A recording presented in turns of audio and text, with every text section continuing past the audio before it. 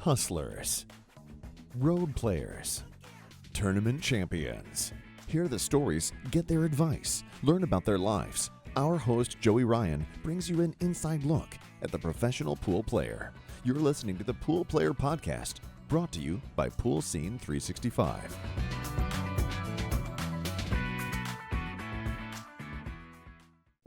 Hey guys, Joey Ryan, Pool Player Podcast. Thanks so much for the support.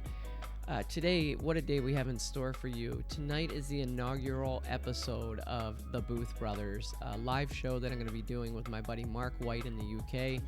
And it kicks off tonight at 9 p.m. Eastern Time, 8 Central, 7 Mountain, 6 Pacific, and some ungodly hour in the UK. But make sure to subscribe to the channel. Click the notification bell and you'll be notified when we go live with that show, and it's going to be a lot of fun. Second, the Cuetec Propel Jump Cue that I was going to give away, I thought I would be able to download a list of subscribers and just pick one lucky subscriber. Not able to do that. So this video right here, Roberto Gomez and Kelly Isaac, if you like the video, make sure you're subscribed to the channel and comment in this video. I'm going to use a random comment picker from this video in a few days, later this week sometime, and we're going to pick one random comment from here that's going to be the winner of this Cuetec Propel Jump Cue. It's beautiful. It's the red version. I'll pull it out for you so you guys can check it out.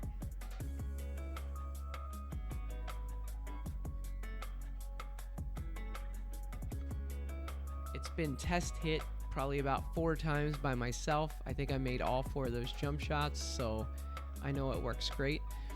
And so make sure you comment. Make sure first you're subscribed to the channel, second you like the video, and third that you comment in the comments. I want to see tons of comments. It'd be great if you actually commented about Roberto and Kelly's episode, but you can just comment Propel or whatever you want in there, and you're entered into a chance to win this Propel Jump Cue. Finally, today's episode is a great one. We have Kelly Isaac and Roberto Gomez.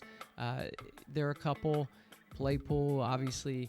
Roberto Gomez, one of the top players in the world.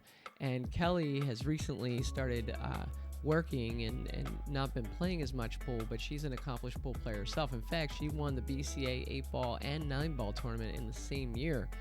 And Roberto, we know all about him and some of his accomplishments. He's constantly in action.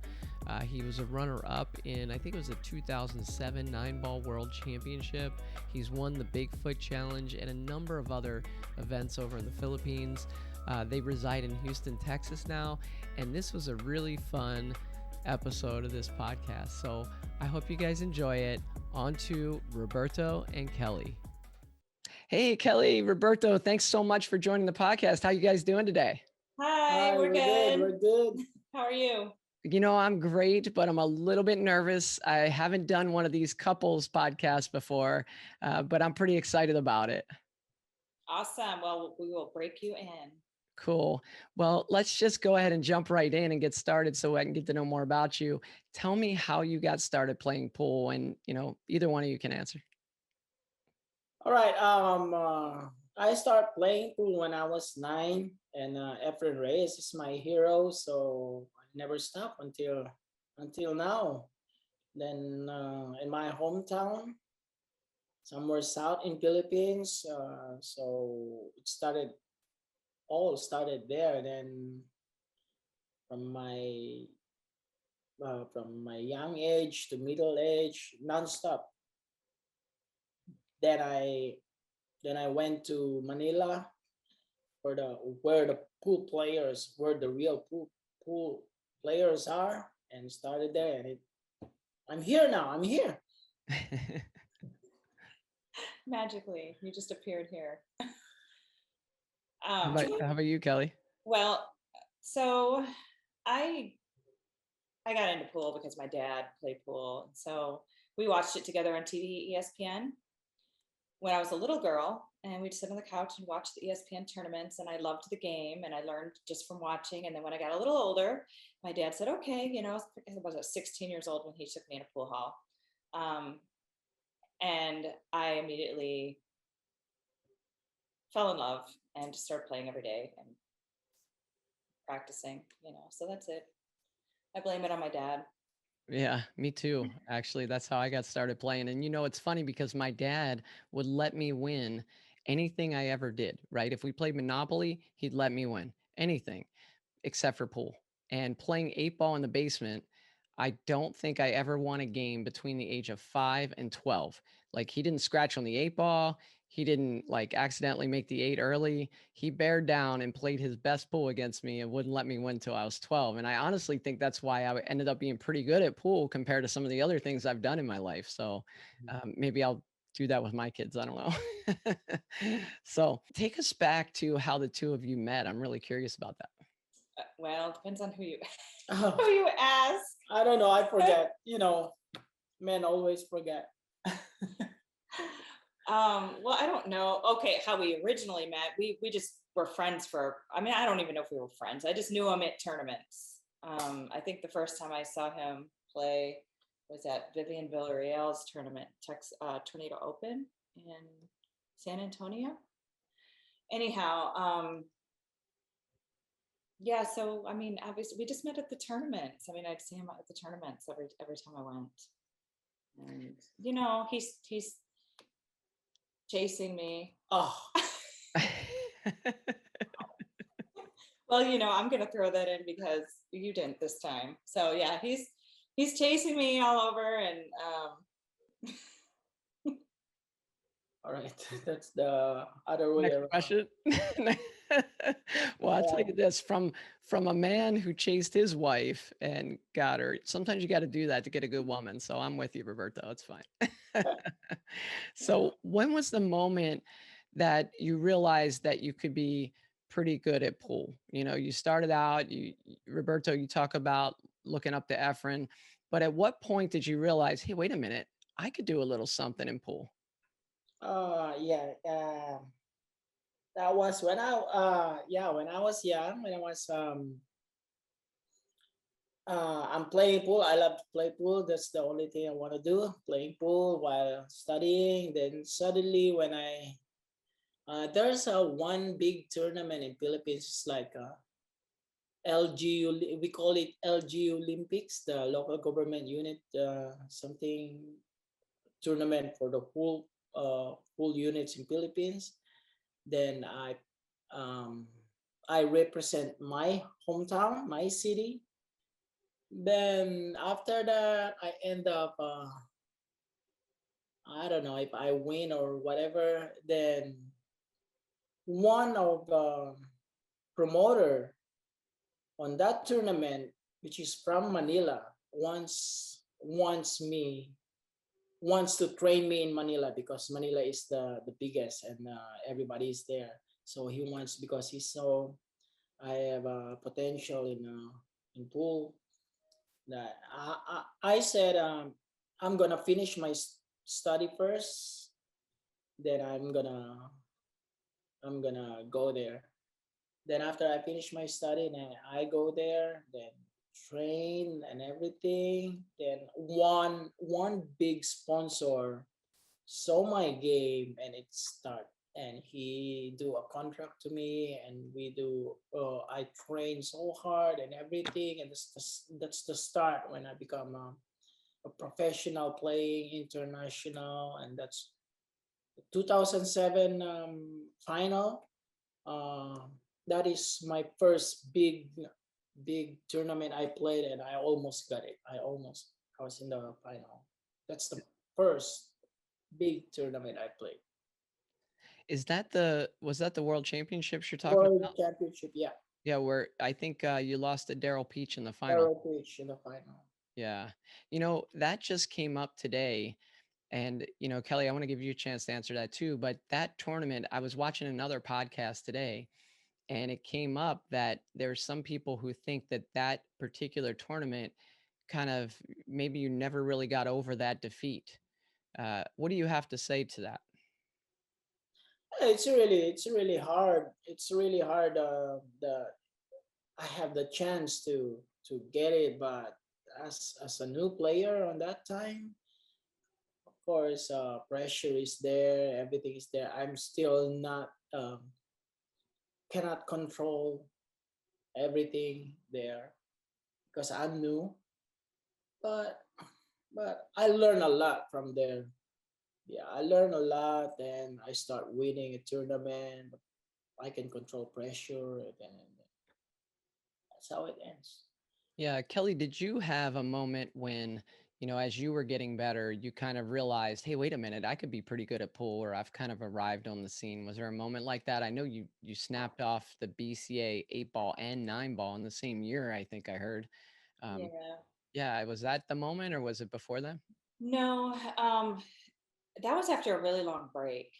I played a lot more when I was younger, and I was a lot more focused when I was younger. I had a lot more passion involved. Um, and when I started playing in the regional tournaments, that's when I realized I was pretty good at it on the women's side. So obviously, I love competition. We all do, right? So I got addicted to that competition, I think, and I've really loved playing tournaments through the years. But I took a 10-year break in there, and that's when I came back and I won the events that you're talking about out in Vegas. That's really impressive, taking 10 years off and coming back and winning those events. Well, 2013, I did terrible. And then the following year was the year. So I did come back the year before, but yeah. Yeah. But sometimes when you are on a break and you come back, it's like you forgot some of your bad habits and you're refocused. I've noticed that with my play. I'm curious what you guys like to do for fun outside of pool. One of the goals of this podcast is to give people a look inside at kind of who these players are, that we see on TV and streams. And, if we just see them playing pool, we don't really know kind of what they're about. So what do you guys like to do for fun? Cook. Is this where we get to long walks on the beach? Cook. Yeah, exactly. Yeah, he's a really good cook, actually. I And cook. and we both we like to go to the gym, and we try to eat healthy most of the time. Karaoke. Oh yeah, we were just singing karaoke. I was singing while he was cooking, and then we were taking turns. So we have a karaoke system in here, thanks to Roy from Roy's Basement. Gave me the links to the setup of the karaoke system we needed, and we've been doing that. I like to read. I like things like that, and traveling, of course, I like to do. And you Cook. Cook. I like we to like cook. movies and Netflix Movies, yeah, and yeah. I watch things movies. and cooking. Cooking, movie. Yeah. What I do. Yeah. Well, I know Gym. if you like to cook, you must like to eat too. They kind of go hand in hand. So I'm sure you like to eat, right? Yeah, if I cook, I want someone to try my food. I don't want to eat alone. Oh, I cook good. So I have a question about, coming back and forth between the United States and the Philippines. I saw that not too long ago you were in the Philippines, and, my wife is actually from Brazil. And that whole process of her coming to the United States and going back and forth and some struggles we had with, all of that. Tell us about what that's like, and, how, like, do you like being in America more? Like, what do you prefer? The same. Like uh, I like America and I like Philippines too. I have my kids, so I have a son and a daughter there. So if I'm gonna miss them, I go Philippines, then I come back here. Yep, that's what I do. Everything's the same. What I'm doing here, I'm doing it there. There's some big cultural differences. What Yeah. he loves he's very prideful of his country and his fellow Philippine citizens, I guess you would say. And he talks about how great everybody is over there and how fun they are, and it's a lot. The culture is a lot different. So I think he likes the busyness of over there, the lots of people, and their personalities are very happy going, fun, friendly, Yep. like him. Yeah. Yep.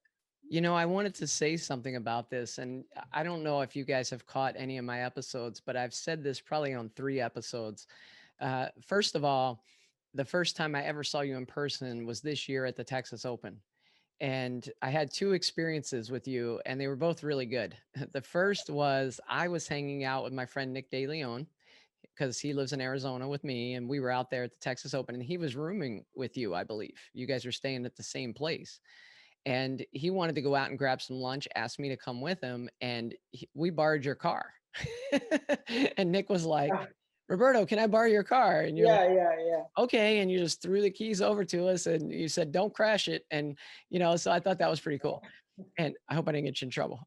But the second thing was I had just been knocked out of the tournament, and I'm walking back to my car kind of with my head down in my phone, just one of these jobs.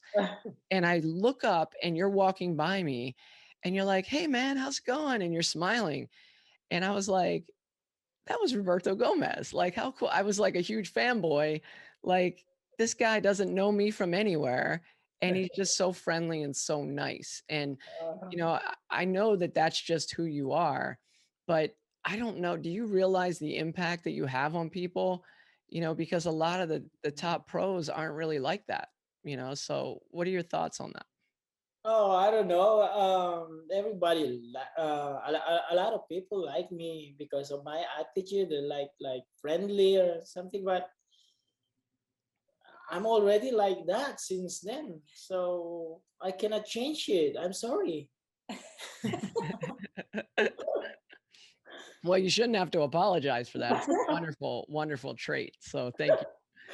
So back to the Philippines real quick.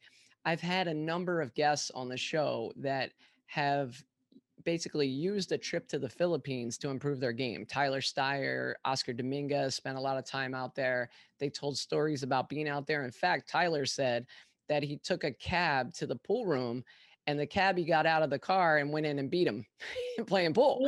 Yeah, that's how. There's not even them. There's a lot. Even European players, even Shane Van Boning learned a lot there before he became Shane. So everybody is like going there and practice there because they can get more experience. A lot of players, they can play every night. Every night, no matter what, they can get action. They don't need to look for the action. Action will find them. And the environment too. I mean, the experience they get in the environment, because over here, when you play a match, people are off, or they're away from the table, they're quiet. And when the Philippines, it's not like that. So it really can break you in, because describe what the room is like. Yeah, it's so crowded in the small room, and chickens. People are yelling while you are shooting your act of shooting, and people are yelling, people are talking, people are moving in front of you like 1 meter but they're like a foot away from the table. Yes, and in between the games. I've seen it. What's the thing with the powder and touching the table? What is that? It's like a mark. If you touch the ball, they can put it back like a mark or something. Yeah, you gotta. I watched that, and I just want to like grab that guy and say, "Get away from the table, man! They're playing pool here." No, there's we always, if we have a match, a decent match, there's like 2-3 referees there, like doing racking the ball. Somebody's putting the score, somebody's marking, somebody's what do you call, calling the shot or something. Yeah. So the other thing that I try to do with the podcast is I try to get into your brains, both of you, and suck out information that could help up and coming players. We have a lady out here in Arizona that just posted yesterday that she's cracked the top 30 in terms of like Fargo rate throughout the country. And, and so I know that you guys have both been through some battles on the pool table.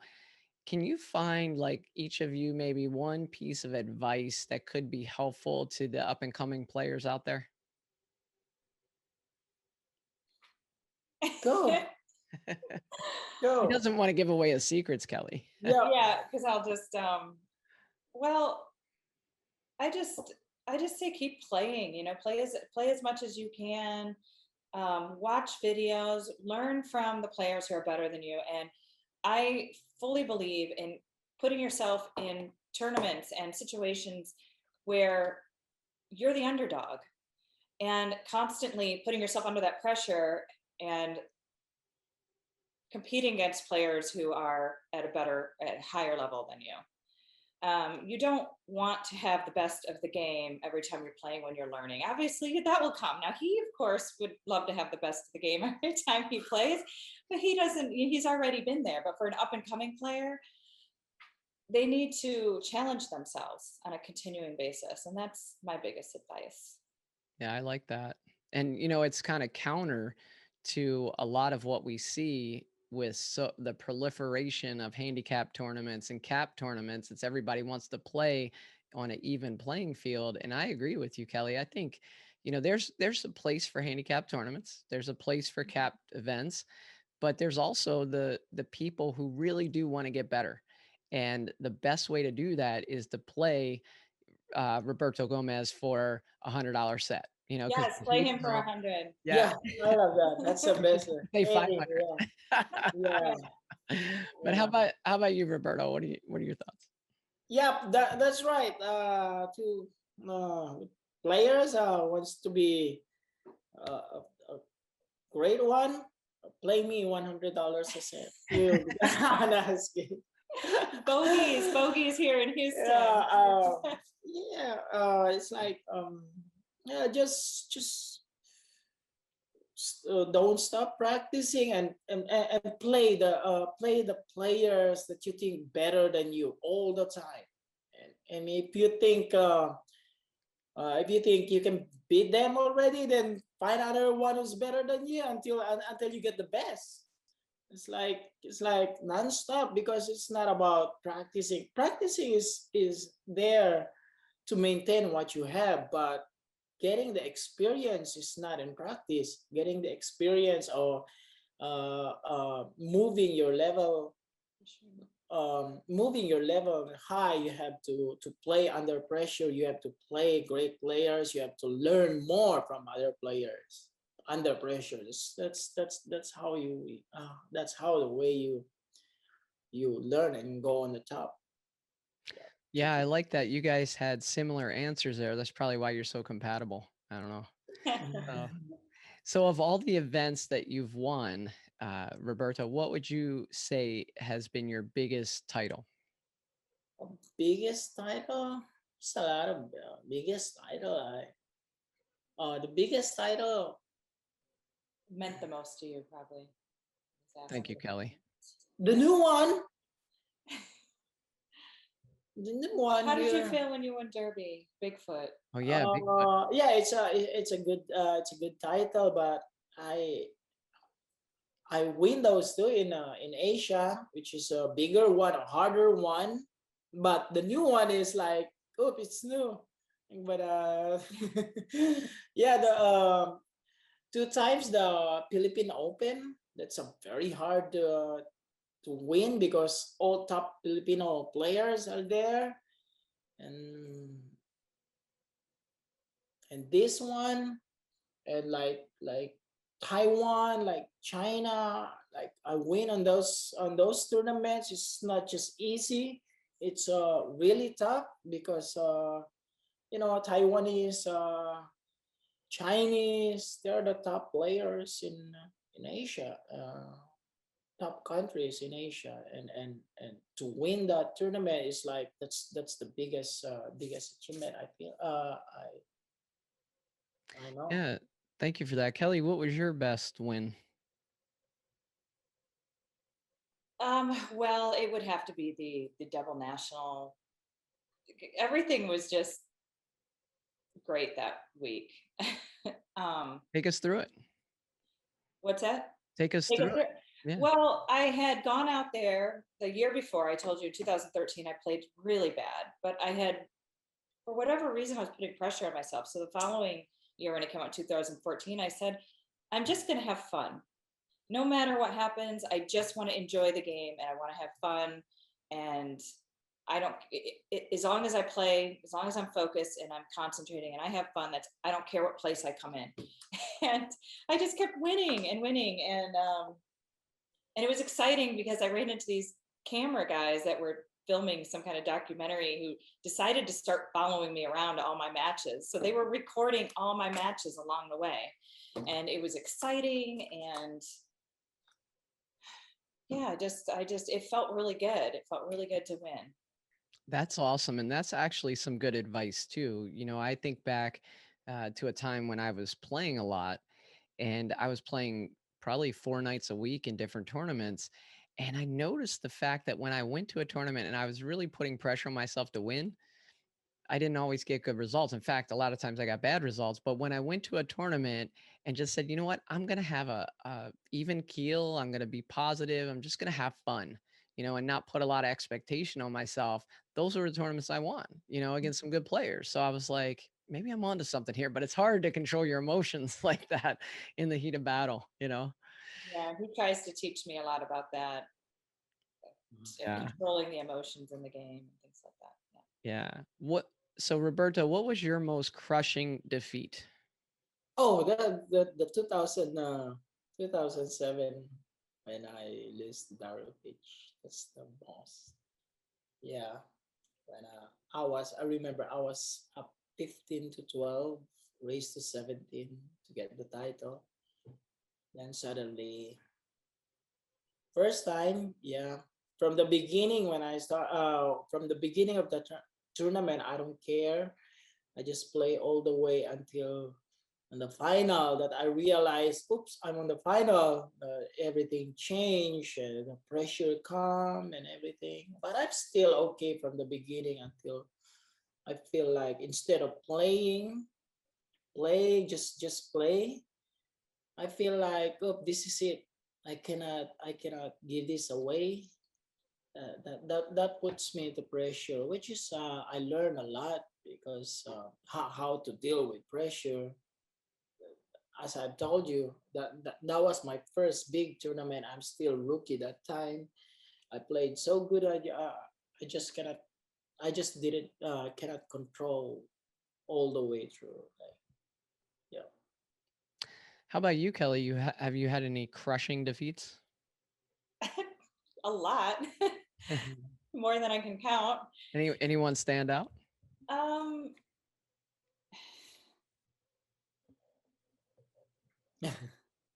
yeah, I need to come back to that question.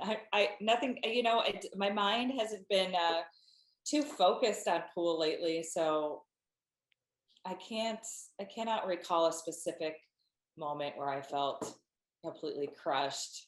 But mainly because I think the levels that him and I play at are a little different. Yeah. I'm not playing for a living, so I don't think there was ever that moment where I felt like, defeated, or Like you want maybe in 2013 when I went out there, put so much pressure on myself, but it wasn't a specific person. It was just, I felt really disappointed in myself because I put too much pressure for no reason. I was like, why am I doing this? So, yeah.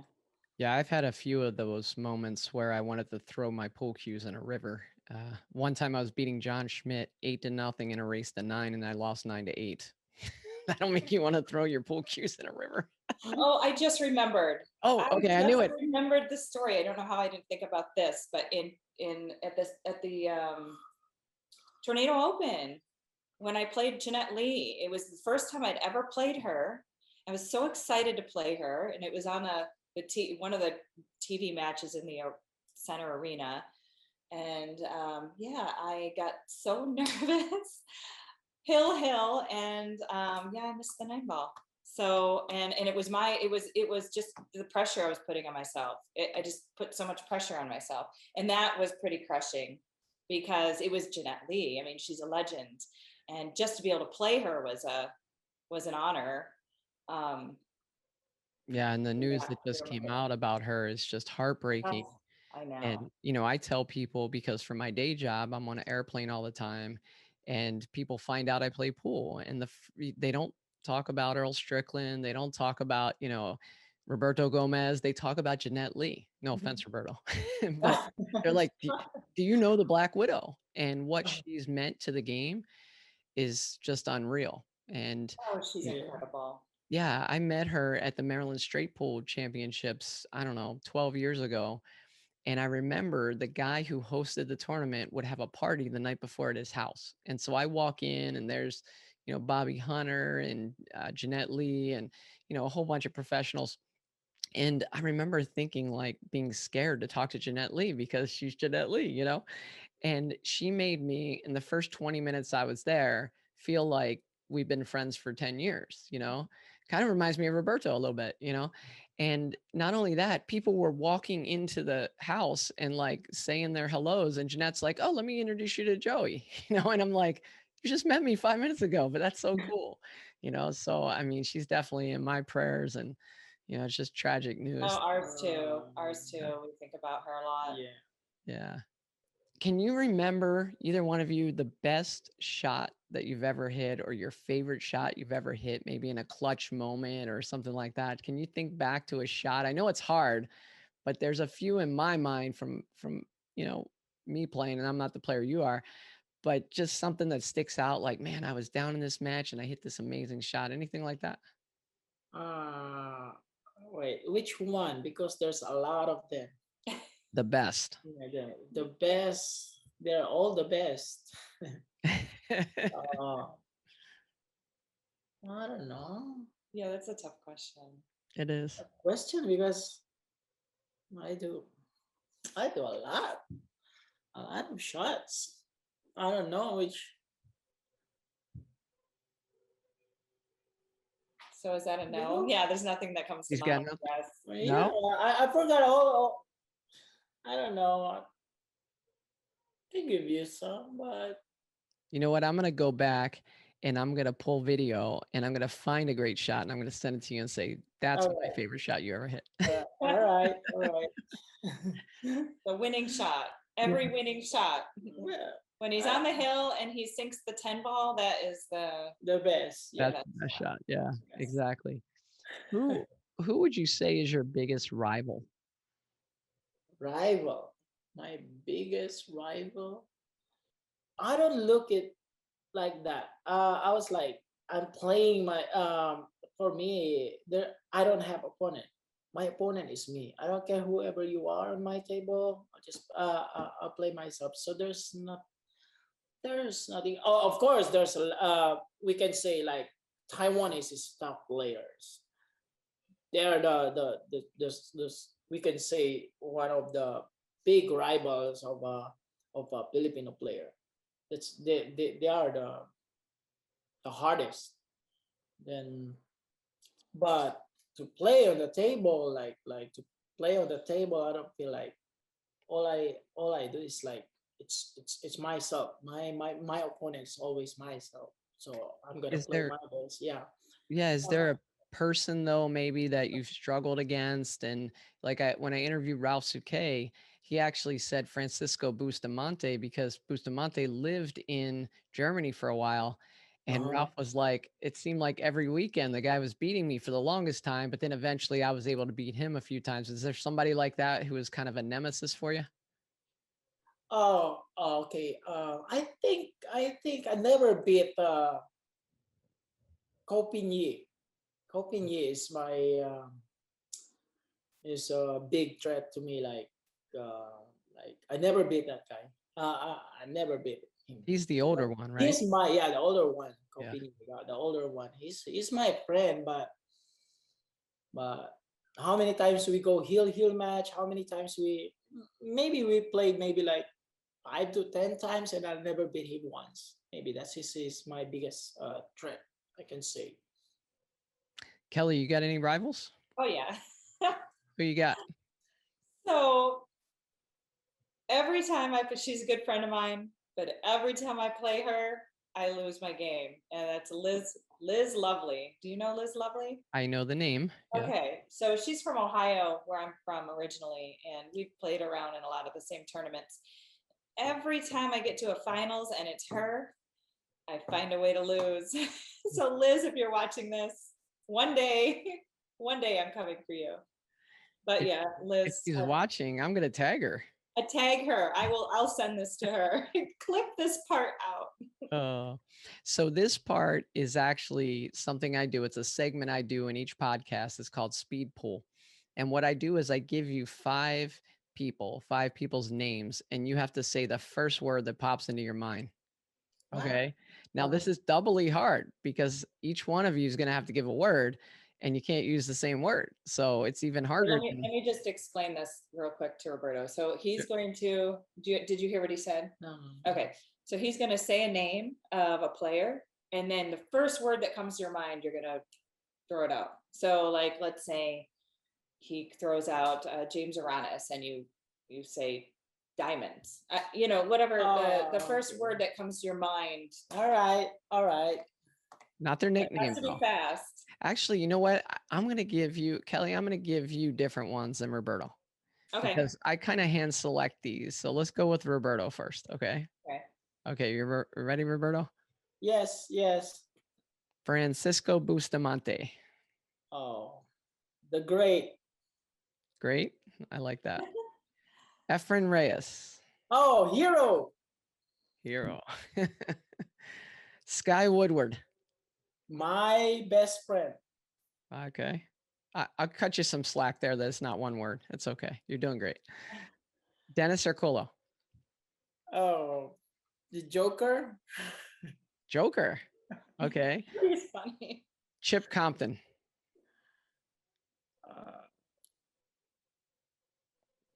Rival. My rival. There you go. That's your rival. Yeah, I figured. Yeah. So let's go back to Joker for Dennis, because I never would have thought Dennis as a Joker. I don't know. I've seen him in a few tournaments, and I'm kind of scared to approach him. Tell us about his personality. Oh my! He's funny. Yeah. Easy. Dennis is serious in the game. He's like a robot. But if we are together, there's no time to be serious. We always laugh. We're making fun to each other. That's the whole day. That's what we will do if they were doing nothing. Even we're playing, even we're in the match, in the real match. Let's say we played in. I remember we played in. Everywhere we played in Derby City, the 9-ball. Instead of being serious, we cannot play seriously because we're laughing the whole time. We're like, I cannot focus, he cannot focus. That's what we are. A lot of people don't know that about Dennis, because I think that he does come across like so serious, but he's really funny. Yeah. Every time when we're together, we cannot.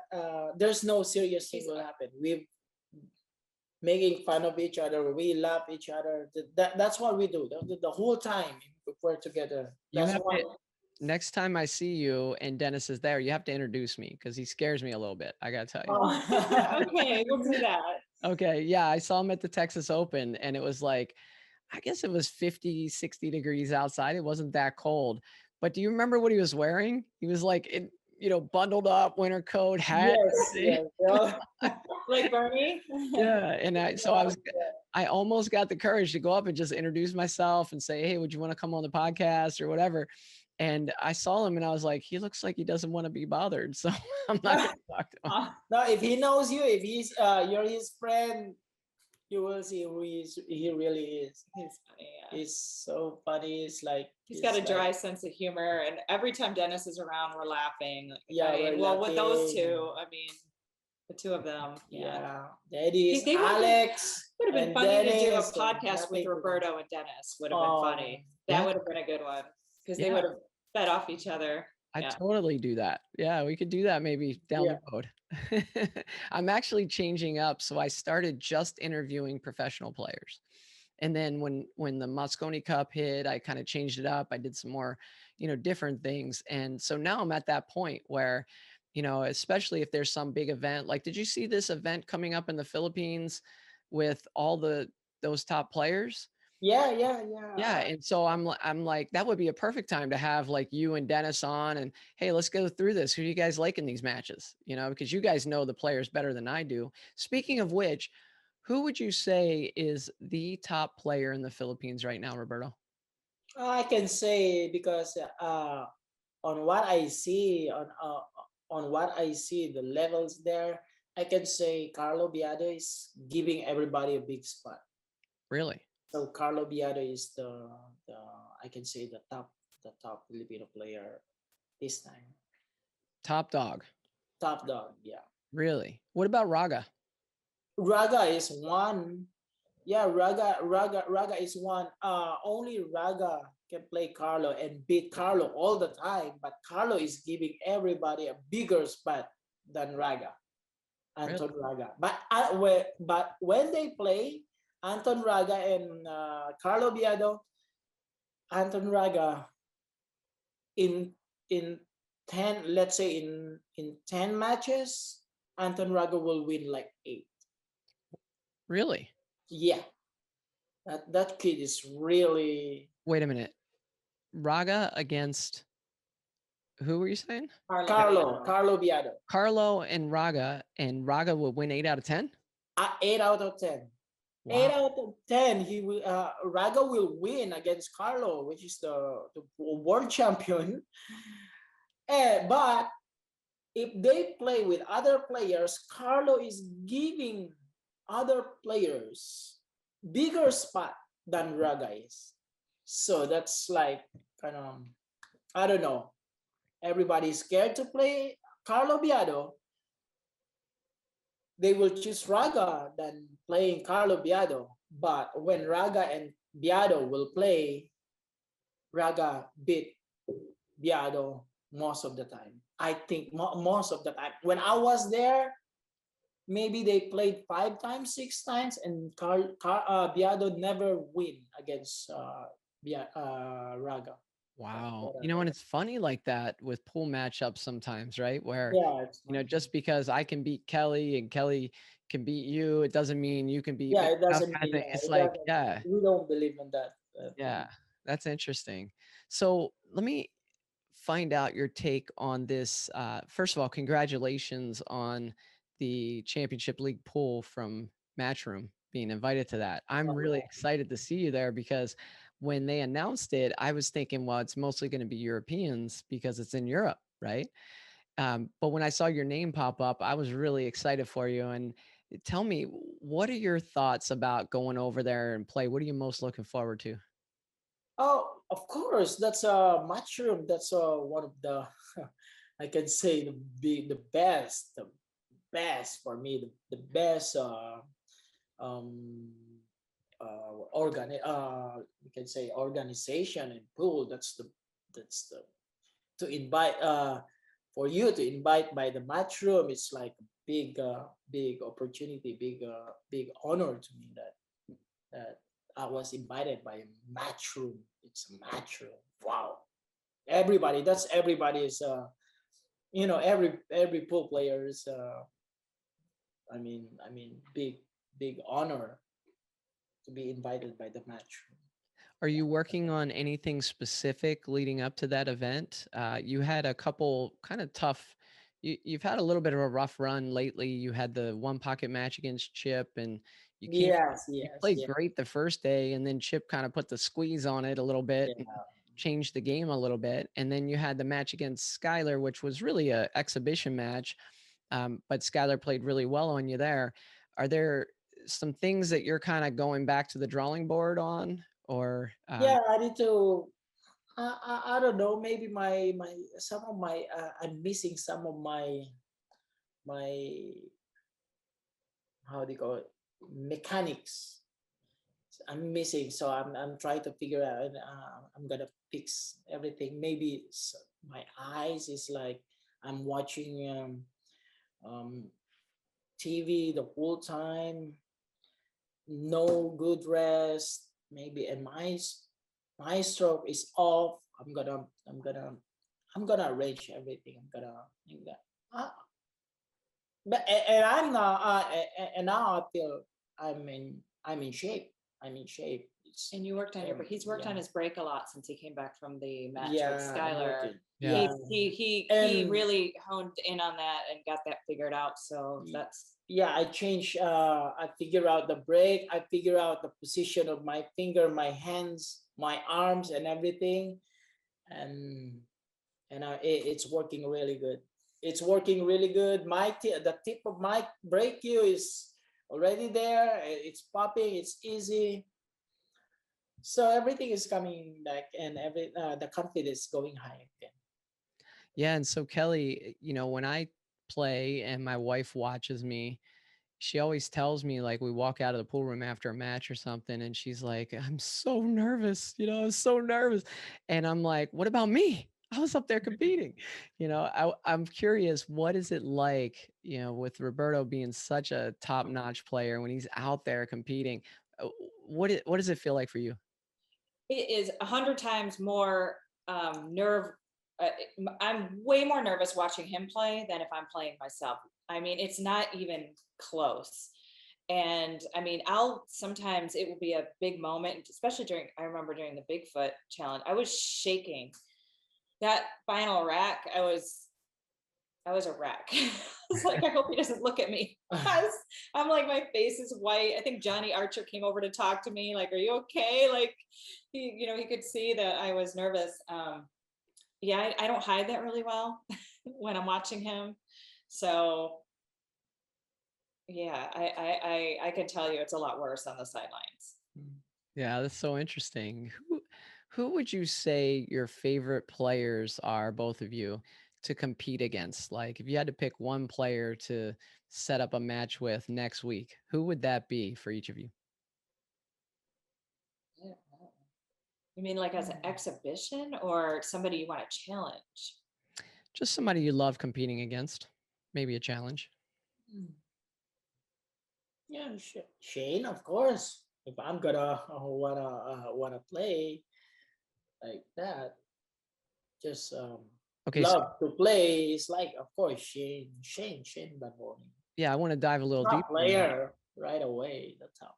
Yeah, I want to dive a little deeper into that, Roberto, because you mentioned Roy's Basement earlier. There's tons of great players that you could play. There's Filipinos over here. There's other good Americans. Why Shane? Why Shane? Because he's the best American player. Okay. They said, yeah. So I want to play the best. All right.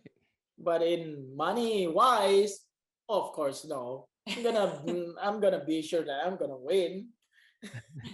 In favor to win. What I mean, but to play, yes, the best player.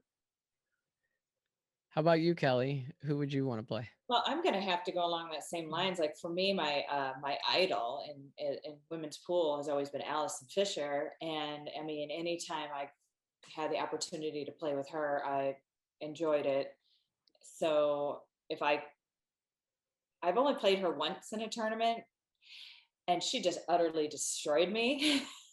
So I really feel like that was a one-time opportunity I had to play her in an event. And the fact that she was my idol and I was playing against her made it really hard for me mentally, because I wanted so badly just to play well that I let that get in my way. So I would love to have the opportunity again to run into her in a tournament and just play my game. Just play how I know how to play, and she'll probably destroy me, and that's okay. But at least I want to walk away feeling good about the match. So. Yeah. So, Roberto, I want to give you a chance to shout out your sponsors. Oh, I'd like to thank for the support. Bogies, Billiard, Restobar Billiard, and Havoc Production for supporting me. Yeah. So, Q, the Q, the Eddie Cohen Q, which is making a new Q again for me with the Superman logo. I'm excited to wait on that. And of course, yeah, Bogies, you're the best. And Havoc Production, Chad Chad is great, and I've enjoyed working with him. When I commentated your match against Sky, I remember preparing for that match for like a couple weeks with Chad, and he's all over the place, and he's just all about action and doing stuff, Yeah. And for him to pull off what he did, have a table brought into South Dakota, and then that Yeah. he said these guys don't know it yet, but they're gonna jump in my truck and we're gonna drive across the state to Wyoming. And I was like, Yes, it's so oh scary. yeah, really. Scary. Uh, you know, snows. But he's really a good. He's not only a good sponsor.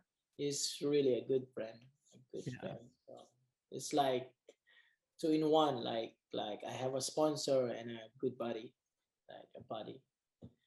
yeah. It's cool. So I have to ask, Kelly's got the Supergirl, Superman shirt on. How did the name Superman, the nickname come? Oh yeah, you got yours too. How did that name come to be? Where did it come from? They used to call me when I was when I start because they know I was a reporter in a local Yeah, TV, station in right? Philippines. Yeah. Yeah, I heard about that. Then they called me reporter. Then suddenly, I love to wear this Superman shirt, and Efren Reyes started to call me Superman. Hey Superman, hey Superman, and it's all everything start on that when Efren start calling me Superman, and they start calling me Superman. Yeah, it came from Efren.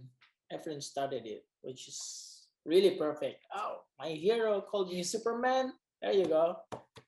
That's my name.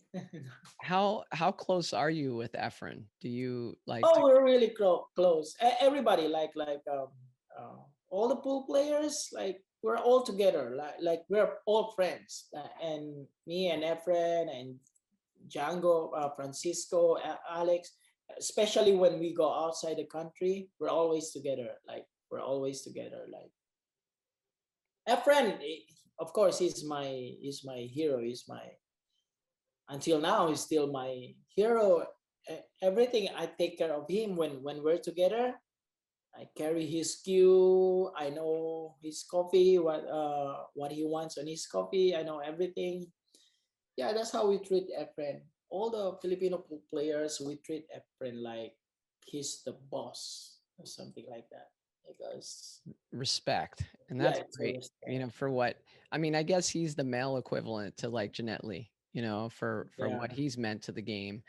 And someone, I can't remember who, but one of the guests that I had on here, uh, we were talking about the Filipinos and the Americans and what the difference was, why the Filipinos, like I shared the story many times. I was playing Andam. I think he's passed away now, but he came through the DC area, and I was actually beating him in a tournament. He came back and beat me hill, but he had the most beautiful stroke where he worked the cue ball 3 and 4 rails, half the speed that I would, just the way he addressed the ball. And it was beautiful. And so I was talking to this guest about the Filipino players, and he said, one disadvantage that the players in the United States have compared to the Filipinos is that the Filipinos help each other. They talk about the game, they share knowledge, they share information, and the yes, Americans don't always do that. Would you agree with that? yes. That's really true. That's really the biggest thing that the difference between Filipino and America, which is we applied it in from Efren. Efren is a very nice guy. Whoever you are, if you will come to talk to him and ask him to teach up to say to ask anything about who he will tell you, and which is we learn a lot from Efren, not just by him teaching us and by watching him playing, and everything you're confused or you want to you want to ask question about pool, everything you ask to a friend, he will answer it back. And the different the other thing is like all the pool players in Philippines, which is all the pool players, if they want to be a pool player, they need to stay in Manila. So all from other cities, they will go to Manila to continue their career. And every time, every night we're always together in one pool hall, talking, having fun, playing pool. So we share all our ideas. We see every night that it's so easy for us to learn playing pool because we see it every night. We play against them. We watch. We talk. We teach each other or something like that, which is way different. In America, I work for this. It's mine, and uh, you are great players at different states. It's like they're not always together and they don't share anything. They want to be the best, blah blah blah blah blah. But it's kind of that's the big difference between. But they learn a lot from Filipino when the Filipino came here. Most of the new players now they learn a lot, even the strokes, even the some. That's what I believe, and most of them went to Philippines to learn more. Yeah, and I'm curious, Kelly, to get your take on this because I know you've spent a lot of time around American pool players, and now you've probably, with Roberto, spent a lot of time around the Filipinos. Do you notice that difference? Oh yes, yeah, it's a big difference. Yeah. Hmm. And just the way that they're like family. The Filipinos, they're like family. They take care of each other. They do everything together. It's even if they don't.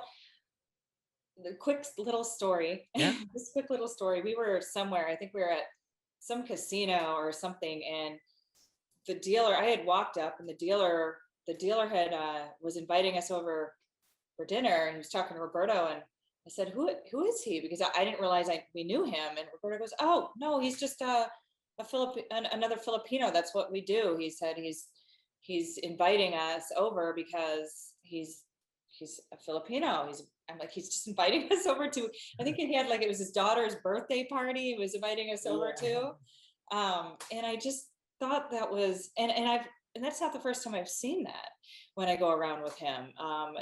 There will be times we're at a tournament and another Filipino they'll be talking for the first time, and then they will they'll bring come food back, the they'll next come day. back with food, The home next cooked day, food. a home cooked food. They will cook it for all the Filipino players who's playing on that tournament. It's always like that. It's really beautiful to see. It really touches me. I wish our culture was a little more like that. I always said if I went to another country and I ran into another American, would they would they run up to me and offer me food? Probably not. So I just think that that's something special that they have. Yeah, I can totally relate to that with my wife being from Brazil, because when I went down there, it's the same way, and even when she runs into people here, it's the same way. Somebody hears her speaking Portuguese and they're like, "Oh, where are you from? Sao Paulo there?" And before you know it, it's like they're over the house, and we're barbecuing. So, Yeah, you wouldn't do that if you went to Brazil and ran into another American. They're just, yeah, like I have a guy who lives in my neighborhood in Arizona that I went to high school with back in Maryland.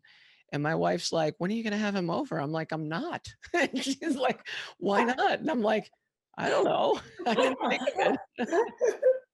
I'm a terrible person. Hilarious. Are you guys married? No. So when? Do I hear wedding bells? I don't know. That's the hard question. I'm waiting. She proposed. It's got to be the other way around, Roberto. You know that. Oh, really? I don't know about that. So a couple more questions. What is the craziest thing that you've ever seen around like a pool room? Has there been any situations? I know you probably played hundreds of thousands of hours of pool. Is there anything that kind of stands out as like a crazy situation that happened? I was in a pool room one time, a fight breaks out, pool balls start flying, anything crazy I think the fans like to hear about stories that are just really interesting. Anything like that? Not to me, but to the other players, Filipino players, there's a lot of stories that happened to them. But maybe you can share one without names or something. I don't know. To me, that never happened. I'm sure there was the something. worst. There's something. Yeah, yeah. It's one of those things. As soon as we get done with this podcast, I'm gonna be like, oh my gosh, this is what it. There's a lot of like I don't know. To me, it's not that big deal. It's like yeah, somebody get a fight in front of me or something. But to me myself, it didn't didn't happen that much. Wait a minute. Oh, I remember when I was young. Okay, when I was young, I'm playing. I'm trying to hustle to get money for my project. So I'm trying to hustle this guy. I don't know. Then suddenly we're playing and I'm beating him, making a little money, like little money. Then suddenly the game is over and he loses. He wants to pay me a gun. He put the gun there. It's like, oh, yeah. A gun? The gun, a gun. He put it on the table. I said, oh, you don't need to pay. You don't need to. Oh It man, was like scary. you're kidding. Was that in the Philippines or here? That was in Philippines. Yeah, and I was still really, really young that time.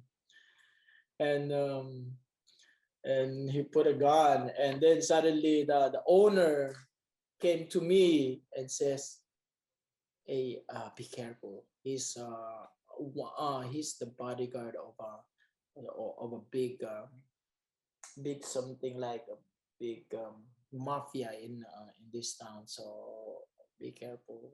I said, oh, okay. Oh, you don't need to pay, and I left and run.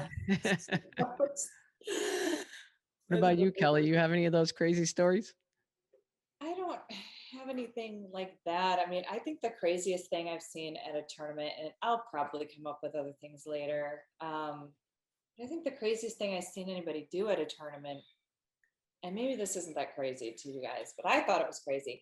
A guy came in and he apparently had a bunch of people put him in the tournament and they didn't know about each other, and then he just booked out the door.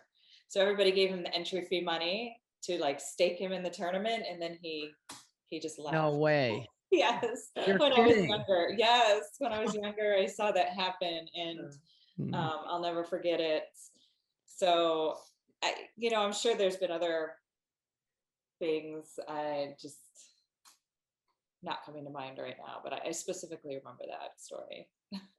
So Houston is a big one pocket city, and you guys live there. And Roberto, is that one of the reasons that you've become so accomplished at one pocket because of where you live, or does the game intrigue you? Tell me why you've really escalated your one pocket game.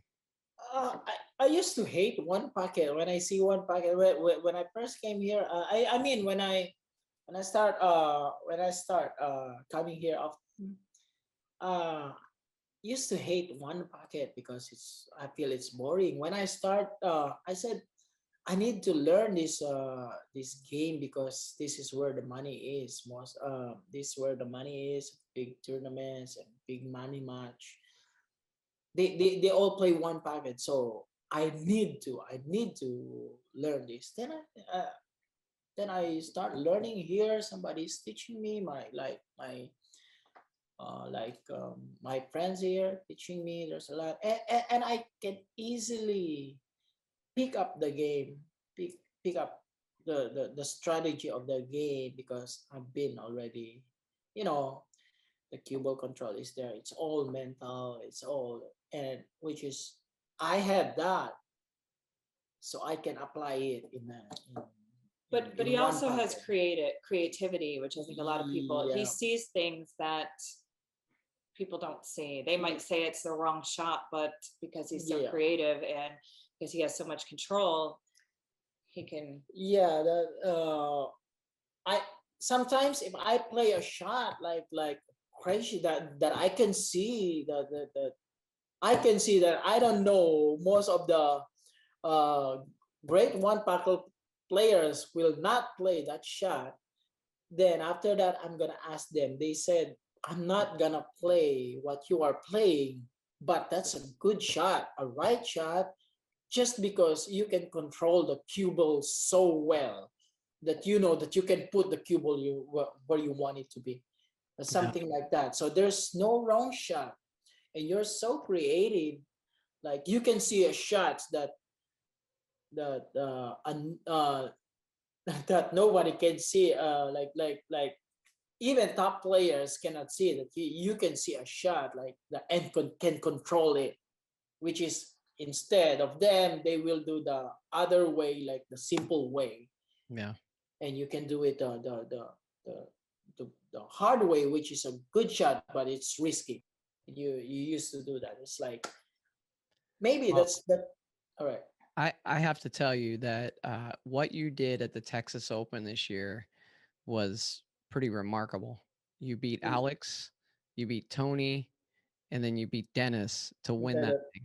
I mean, and the best player in the world in one pocket. That's I think they were all like races to 5 too. And for you, yeah, and Nick had part of you in the Calcutta, and so did Melina Mike had part of you in the Calcutta.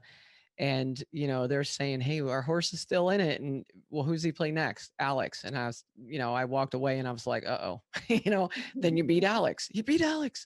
Well, who's he play next? Tony Johan. You beat Tony Johan. Well, who's he play next? Dennis. Well, you beat Dennis in the finals. I mean, Kelly, were you sweating that action? Oh, I was working, but I was watching it. Yes, I was when I could, when I wasn't flying, when I wasn't in the air, I was tuning in. The weekends for me are busy, so I can't always catch all of it anymore, which sometimes is okay because again, my nervousness, you know.